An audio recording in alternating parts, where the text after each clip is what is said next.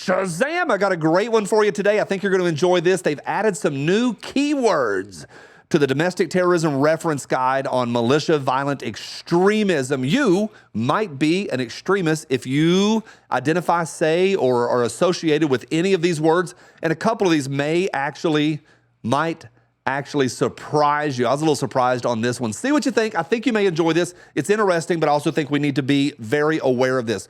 Buckle up, here we go. Fittingly, today's episode is brought to you by the entire Killdozer selection from TriStar Trading. The selection is huge. T-shirts, long sleeves, sweatshirts, as well as a gun mat, flags, decals, patch. It's wild. It's a whole collection. You're going to love it. Link is below. Big thank you to the folks at TriStar Trading.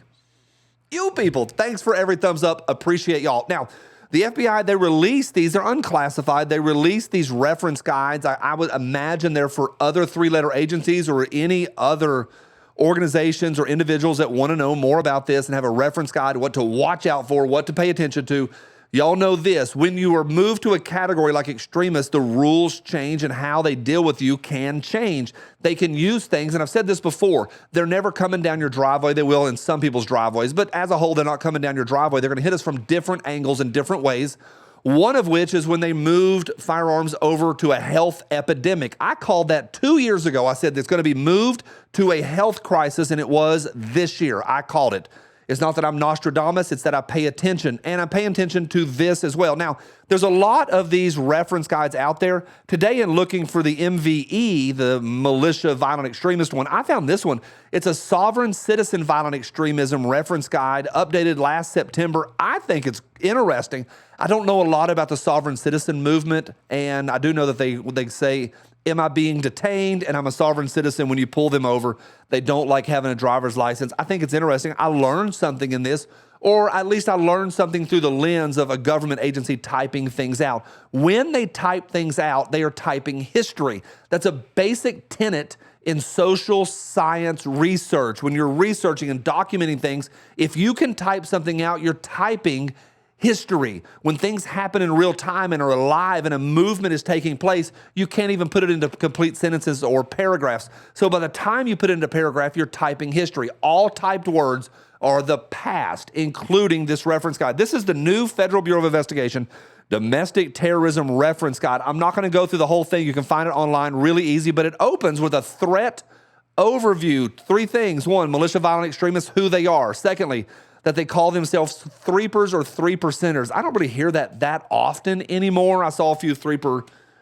tattoos recently and some patches recently at the GOA event. And then finally, they go straight to Boogaloo. And that's really interesting. Like the opening 3rd paragraph is about the Boogaloo. If y'all don't remember that, it's the Big Igloo or the coming second Civil War, second rising of the people versus the government. That term has been out of use. Y'all may have a different opinion. In my world, I haven't heard that term in like years now, back to the point of their typing history. It's gone. Like people don't talk like that anymore, but it's in there right at the very beginning. Then they do tactics and targets, indicators, notable acts, criminal acts, and then we get to the key terms, and that's the heart of this video. I wanted to share with you these key terms. I think the first one may surprise you. The first key term for a potential MVE, such as yourself, Second Amendment. Using the words or typing the words or speaking the words and talking about the Second Amendment is a potential indicator of an MVE. That's super interesting. What do y'all think about that? Agenda 21 is also in there. Then the Boogaloo. And again, this is the Civil War, and I love that some government agent has typed that up. Some Fed boy has typed this up. Terms such as the Big Igloo. I hadn't heard that in a while. It's been a few years. The Big Igloo, the Big Luau, Boog Boys. How about the Boog Boys or the Mujahideen? And in my opinion, it was just a lot of fun guys dressing up in Hawaiian shirts on Instagram and on Reddit and just saying, hey, when it hits, this is what I'm wearing. We're going to have fun. We're going to be Magnum PI in the Mujahideen. I don't know. Honest truth, I haven't heard anybody talk about that in years. 20 or 21, bug out. That's the prepper thing, the idea of bugging out. False flag. Conspiracy theory alleging the government carries out plots. Las Vegas. Federal Emergency Management Agency camps, the FEMA camps. I don't know a lot about that. I've researched a little online about that, but people are concerned about that. Field training exercises. I knew nothing about that. I don't know. Here we get to the surprising one. The first one, Second Amendment, that's a wild one. Here's a new one that just got added, a keyword for an MVE, killdozer. It's a meme used to reference a 4 June 2004 incident. I didn't put this shirt on today for this video. I was wearing, the video found me. I had this shirt on since this morning when I got up. Killdozer is now a key indicator, a keyword, a buzzword for being an MVE. Link is below. Martial law, Molon Labe. I hadn't heard that one in a while. That one's kind of died down since the movie 300 is kind of, you know, it's kind of, I think the half-life has hit. New World Order, Oathbreaker, Patriot Movement, Patriot Political Prisoner, P3. How about this one? Prepping. They're saying prepping is an indicator. Quick Reaction Force, the QRF, red flag laws. That's really interesting that that's on this list also. I think red flag laws have a lot of inherent problems, Finally, 3 more. Shit hits the fan, excuse the language. The SHTF, it's an acronym. I don't know. Like, this is honest to goodness, I'm surprised that on there. I just thought that was like, if bad things happen, do we need to have like food and water and be ready? I don't know. Why is that on here? Help me out. I'm not playing dumb, especially with the last one on this list. I want to be real careful with the last one on the list.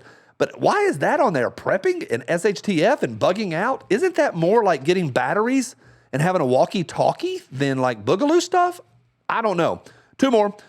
Threeper, the 3%er, the 3%er, or the threeper. It's the idea that, and a lot of y'all know this, I saw some 3% tattoos and some patches at the GOA event. It's the idea that about 3% of Americans fought the British during the American Civil War. Adherents used a myth to pledge this. So they keep mentioning that it's a myth. I think that's pretty well documented, isn't it? But why would they call it a myth in here multiple times? I don't know. And finally, I want to be real careful with this because I want to say something that's going to sound negative, but I don't. I'm just describing it the way it is. The last one is unorganized militia. I think this, the right of the people, clearly the right of the people. But I think a lot of guys that call themselves a militia, it's just some guys having fun out in a field or out in the woods somewhere, and it's just gun guys getting together, cooking over a campfire and talking through this stuff. And I don't mean this bad. Don't put words in my mouth.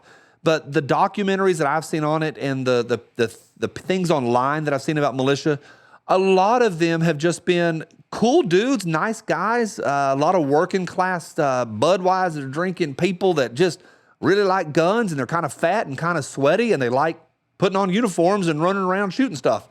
I don't know. I'm sure there are some fairly organized stuff out there. Most of the ones I've seen are kind of hobbyists.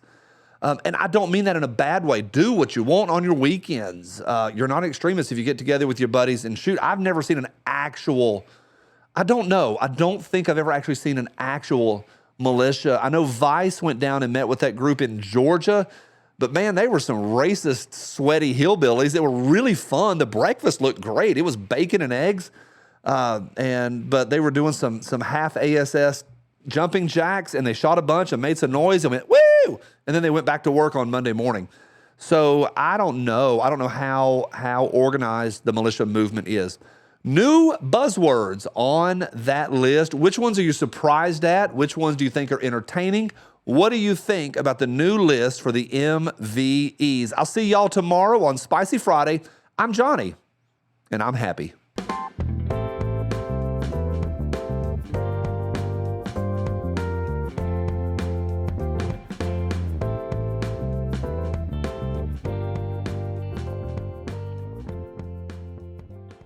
This gun fits my hand better than this one does. Diabetes.